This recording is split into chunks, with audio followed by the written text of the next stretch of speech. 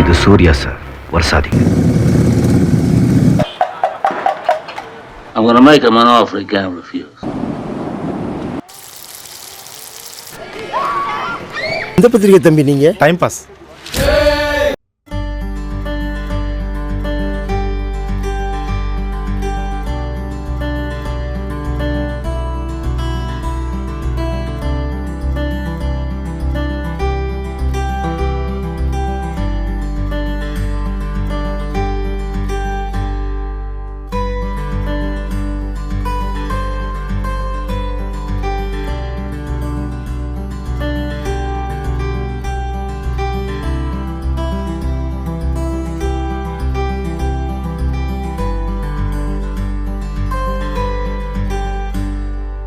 Capacity உள்ளே வந்தாச்சு.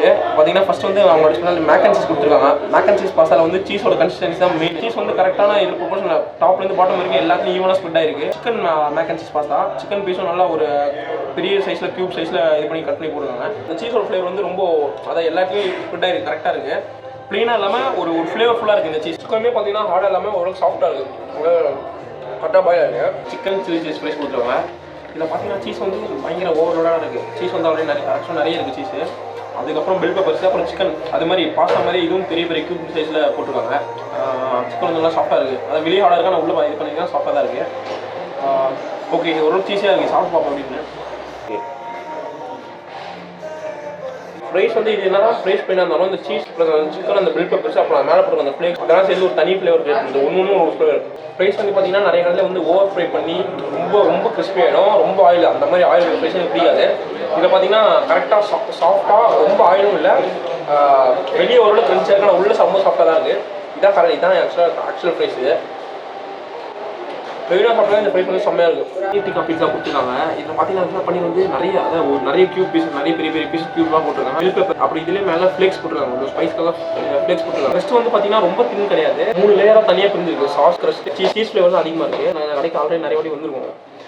அப்போ என்ன ஸ்டாண்டில் இருந்தோ அதே ஸ்டாண்டில் தான் இப்போயும் இருக்குது. லாகிங் பண்ணுறவங்க ஸ்பெஷலாக எதுவும் மாற்றலை, அதே ஸ்டாண்டில் தான் மெயின்டைன் பண்ணுறாங்க. நம்ம இப்போ சாப்பிட்டு பார்ப்போம்.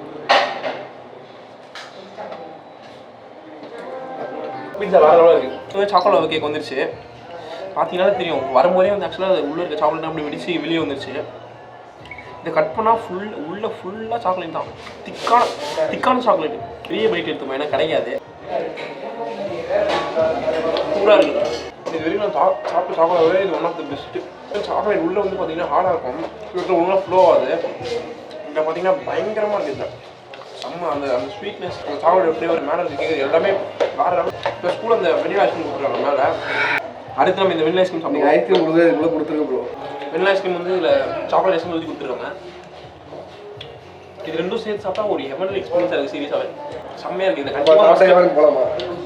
கண்டிப்பாக இங்கே வந்து மஸ்ட் இருக்குது. செம்ம நாடு நீங்களே இருக்குது. ஏன்னா ஆசையாக இருக்கும், எனக்கே ஆசையாக இருக்குது பக்கத்தில் உட்காந்து சாப்பிடணும். சரி, மற்றவங்க கொடுப்போம். இல்லை மற்றவங்க இல்லை. பார்த்தீங்கன்னா ஈவினிங்ஸில் வந்து இப்போ கிளைமேட் சில்லுன்னு இருக்குல்ல, இந்த மாதிரி வெளியே டேபிள் போட்டிருக்காங்க. பின்னாடி கஃபே உள்ள இன்டீரியர் இருக்குது. வெளியே வந்துட்டு இந்த மாதிரி டேபிளில் உட்காந்து ஒரு காஃபி டீயில் ஒரு ஷேக் வாங்கி ஃப்ரெண்ட்ஸோட 4 பேர் உட்காந்து குடிக்கிற மாதிரி வெளியே ஒரு பெஞ்ச் போட்டிருக்காங்க. ஸோ காத்தோட்டமாக இப்படி ஃப்ரீயாக கூட ஏசி பிடிக்காதவங்க இப்படி உட்காந்து கூட பண்ணலாம். ஸோ எனக்கு இந்த மாதிரி தான் பிடிக்கும், ஓப்பனாக இருக்கிறது தான். ஸோ நெக்ஸ்ட் டைம் வரும்போது நாங்களே இங்கே ட்ரை பண்ணலான்னு இருக்கோம். நீங்கள் வந்தீங்கன்னா ஃபஸ்ட் டைமே ட்ரை பண்ணுங்க, இதை மிஸ் பண்ணாதீங்க. ஆம்பியன்ஸ் ரொம்ப பீஸ்ஃபுல்லாக இருக்குது. நீங்கள் ஒரு ஈவினிங் டைமோ இல்லை ஒரு மதியமாகவே இருக்கட்டும், நீங்கள் வந்து உங்களோட ஆளோட வரணுமோ இல்லை அப்படி இல்லை ஃப்ரெண்ட்ஸோட வந்து ஜாலியாக இருக்கணும்னு நினச்சாலும் என்ஜாய் பண்ணலாம். உங்களுக்கு தனியாக ஒரு கேப் மாதிரி இருக்குது, ரொம்ப அமைதியாக இருக்குது. யாரும் உங்களை டிஸ்டர்ப் பண்ண மாட்டாங்க, யாரும் உங்களை எந்திச்சு போக சொல்ல மாட்டாங்க. கிட்டத்தட்ட ஒரு குட்டி சிசிடிவி மாதிரி தான் இது. ஆக்சுவலாக ஃபுட் வைஸ் பார்த்தீங்கன்னா அதை விடவே இது நல்லா தான் இருக்குது. கண்டிப்பாக இது நீங்கள் ட்ரை பண்ணலாம். நீங்கள் இன்றைக்கி சாப்பிட்ட டிஷ் வரைக்கும் எல்லாமே இங்கே ரொம்ப சூப்பராக இருந்து, ரொம்ப அருமையாக இருந்தது. இது வந்து எங்கே இருக்குன்னு பார்த்தீங்கன்னா, நான் சொன்ன மாதிரி ஈஸ்ட் பிரியாணி, அதாவது தாம்பரம் ஈஸ்ட்டில் சொன்னோம்ல, அதே லைன்லேயே வந்துட்டு ஃபஸ்ட்டு ஒரு லெஃப்ட்டு போகுது, ஒரு ஸ்ட்ரெயிட் லெஃப்ட்டு, அதுலேருந்து ஒரு ரைட்டு எடுத்திங்கன்னா இந்த கடை வந்தது. இல்லை கடை பேர் கேட்டிங்கன்னா சொல்லி சொல்கிறாங்க, நிறைய பேர் தெரிஞ்சிருக்கு. கஃபே சஜஷன் கேளுங்க, மறக்காமல் சப்ஸ்கிரைப் பண்ணுறேங்க. நான் எதாவது பண்ணேன். ஹலோ வணக்கம், கம் வித் மீ.